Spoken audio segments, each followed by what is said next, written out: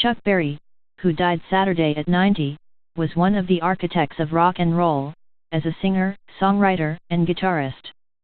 More than any artist of the 1950s, his songs exploded with imagery that saw rock and roll not just as a fad but as the future, a vision of freedom that transcended generation and race. Berry's opening solo on Johnny B. Good blared reveille for subsequent generations of rockers. Every rock guitarist since is in his debt. In addition, Berry wrote and sang at least 24 rock and roll classics, including Maybe Eileen, Roll Over Beethoven and Back in the U.S.A., many of them recorded at Chicago's Chess Studios in the 1950s and 60s and later covered by countless artists, including the Beatles, Beach Boys, and Rolling Stones.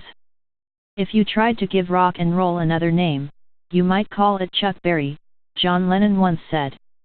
Berry was one of rock and roll's defining figures and one of its most notorious. He was imprisoned 3 times over his life for various offenses.